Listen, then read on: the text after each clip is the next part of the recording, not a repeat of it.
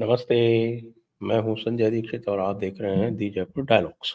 आज Delhi high court ने रजत शर्मा की याचिका पर सुप्रिया श्रीनेत, जयराम रमेश और पवन खेड़ा को यह आदेश दिए कि उन्होंने रजत शर्मा को बदनाम करने की जो क्लिपिंग चलाई है, जिसमें वो ऐसा बताने का प्रयास कर रहे हैं कि मानो कि रजत शर्मा ने कोई अपशब्द कहे हैं उनको, यानी कि म मेरे विचार से रागिनी नायक थी उसमें, यहाँ उस समय रागिनी नायक थी, तो रागिनी नायक को और उनको ये निर्देश दिए कि आप ये सारे के सारे अपनी पोस्ट हटाएँगे और उसको डिफेमेशन का 100 करोड़ रुपए का केस किया है रजत शर्मा ने। अब इनकी जो 100 करोड़ रुपए की वसूली भी होगी, उसका भी ट्रायल चलेगा। तो ये क्या दिखा रहा है? ये दिखा रहा है कांग्रेस जो है, उसको ये लग रहा है कि उसने जो अपना पूरा का पूरा चुनाव फेक नैरेटिव पे चलाया और उस फेक नैरेटिव में वो अपने आप को सफल मान रहे हैं, इसलिए वो फेक फेक नैरेटिव पर लगातार कंटिन्यू कर रहे हैं। वो ये भूल जाते हैं कि उस समय इलेक्शन चल रहा था, इलेक्शन कोड ऑफ कंडक्ट लागू था और सरकार की कुछ मजबूरियाँ थीं, जिसके कारण इलेक्शन के कारण वे इतना स्पष्ट वे एक्शन नहीं ले सकते थे। यद्यपि जो डीप फेक उन्होंने चलाया था अ, अमित शाह के नाम से, उस डीप फेक पे तो एफआईआर रजिस्टर है और उस पर अब एक्शन होगा। लेकिन मैं ये पूछना चाहता हूँ भारतीय जनता पार्टी से कि इस प्रकार की फेक न्यूज़ लगातार चला रहे हैं, राहुल गांधी भी चला रहे हैं। राहुल गांधी ने अभी-अभी कहा, राहुल राहुल गांधी ने केरला में ये कहा कि भई ये जो है भारतीय जनता पार्टी ये यहाँ पर हिंदी थोप देगी, आप डोसा नहीं खा पाएँगे। अब इस तरह का झूठ बोलने वालों पर इतना फेक आपको यदि आपके पार्टी के नाम से ये कहा जा रहा है, तो भई आपकी पार्टी क्यों नहीं ये डिफेमेशन के केसेस लगाती है? आपको पता है आप इनके जितनी रोज़ डिफेमेटरी बातें करते हैं, उस हिसाब से यदि भारतीय जनता पार्टी प्रोएक्टिव हो, इनका लीगल सेल प्रोएक्टिव हो, तो ये पता चले कि ये कैंपेन-वैम्पेन करना भूल के 365 दिन अदालतों के चक्कर लगाते रहेंगे। वैसे भी आपको पता है कि इनकी इतनी बदनामी हो चुकी है, सुप्रीम कोर्ट तक ने कमेंट कर दिया कि भई आपको रिस्पॉन्सिबल रहना चाहिए। वो जो डिफेमेशन वाला केस हुआ था कि सारे मोदी चोर क्यों होते हैं, उस वाले केस में। लेकिन मैं भारतीय जनता पार्टी की ये बात समझ नहीं पाता हूँ। ना तो ये फेक नैरेटिव्स का तुरंत काउंटर करते और ना इस तरह के जो फेक नैरेटिव्स हैं उसके ऊपर कोई लीगल एक्शन लेते हैं। उसका परिणाम ये होता है कि ये जो ऑपोज़िशन है, विपक्ष है, विशेषकर से जो कांग्रेस का जो फेक नैरेटिव, फेक मीडिया बनाने वाला फेक मीडिया क्रिएशन सेल है, वो जानता है कि भई ये तो कुछ भी नहीं करेंगे। उदाहरण ले लेते हैं, ये चिड़ियाघर का भालू जो है, ज़ुबैर, दुनिया भर के इनसाइटमेंट्स करता है, दुनिया भर की पता नहीं क्या उल्टी-पुल्टी बातें करता है और दूसरे लोगों को टारगेट करता है। अभी डॉक्टर आनंद रंगनाथन को टारगेट किया, उसी तरह से जैसे कि नूपुर शर्मा को एक बार टारगेट किया था। अब एक कोई जिस तरह से ये बताया कि साहब कि जेपी नड्डा जो है वो योगी कंठिका दे रहे थे। आप जानते हैं योगी कंठिका क्या होती है? ये होती है योगी कंठिका, ये है योगी कंठिका। ये गले को ठीक करने के लिए एक आयुर्वेदिक एक ये औषधि है, कैसी होती है वो भी आपको दिखा देता हूँ। इस योगी कंठिका ये ये है, इतनी छोटी-सी ये एक गोली है।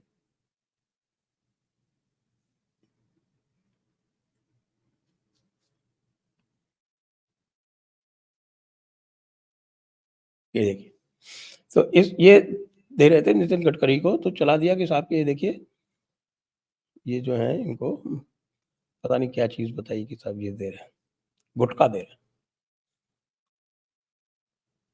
तो बीइंग फैक्ट्स वाले ने दिखा दिया इनके किसी नेता का कि वो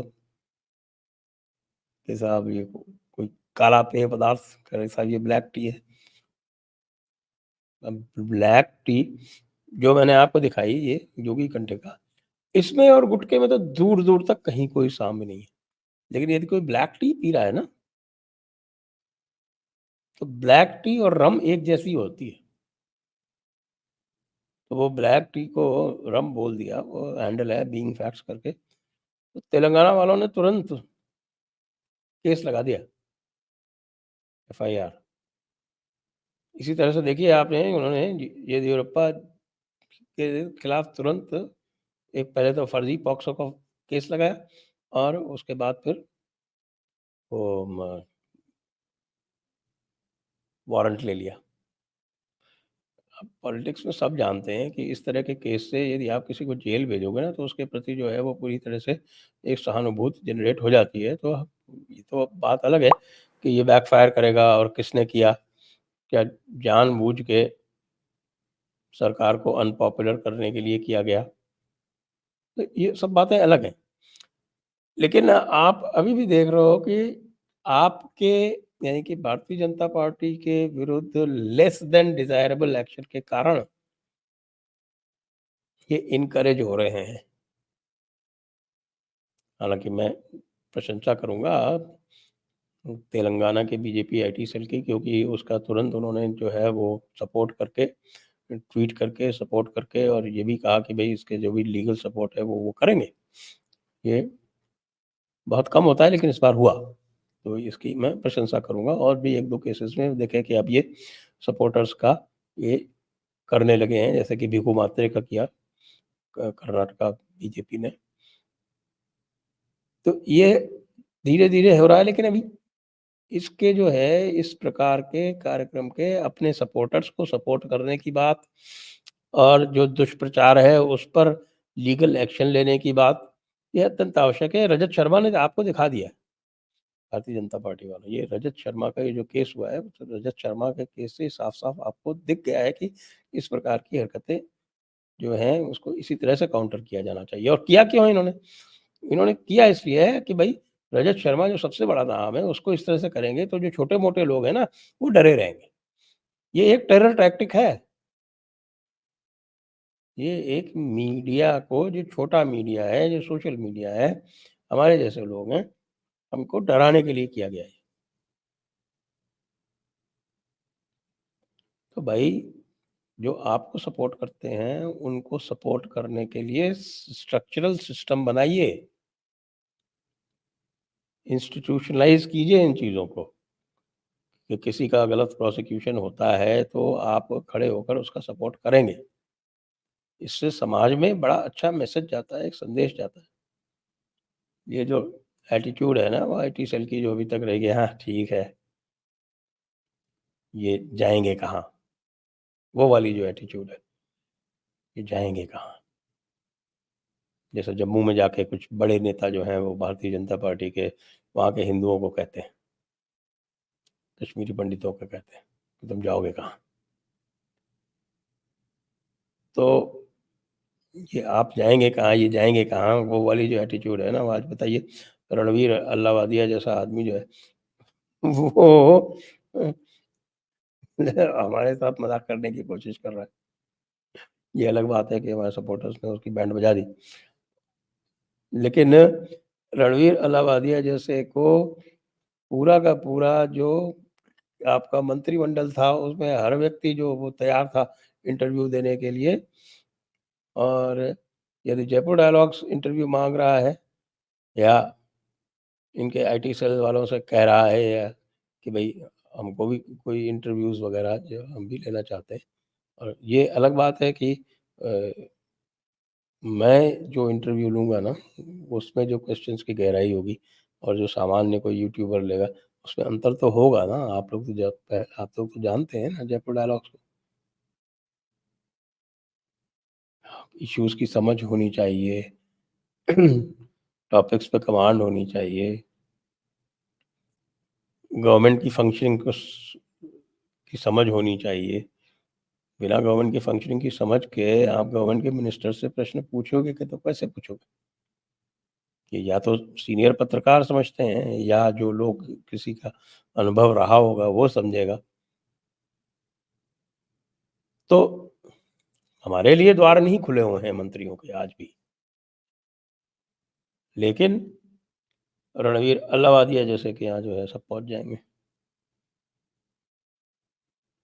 तो इसलिए रजत शर्मा वाला ये जो प्रकरण हुआ है, ये एक उदाहरण है और ये अनुकरणीय उदाहरण है और ये है मेरा ये ऐसा मत है कि इससे सबक यदि किसी को लेना है, तो वो भारतीय जनता पार्टी को लेना है। भारतीय जनता पार्टी से सबक लेके ये जो लगातार उच्छृंखल होते जा रहे हैं और इन्होंने जो अपना झूठ इन्होंने फैलाया, आप ये देखें कि इनके सपोर्टर्स जो हैं उसको सेलिब्रेट कर रहे हैं कि मज़ा आ गया भैया, ये चल गया हमारा झूठ। इस पे क्या एक्शन लिया जा रहा है? जो ब्राइबरी का जो इन्होंने गारंटी कार्ड झूठे जो है लोगों को, महिलाओं को दिए, उसके ऊपर भी पिटीशन लगाई है, तो विभोर आनंद ने लगाई है जो कि इंडिपेंडेंट लॉयर है। भारतीय जनता पार्टी क्या कर रही है? तो मेरा मैसेज ये है कि भई रजत शर्मा से सबक यदि किसी को लेना है, तो भारतीय जनता पार्टी को लेना है। जय हिंद, जय भारत, वंदे मातरम।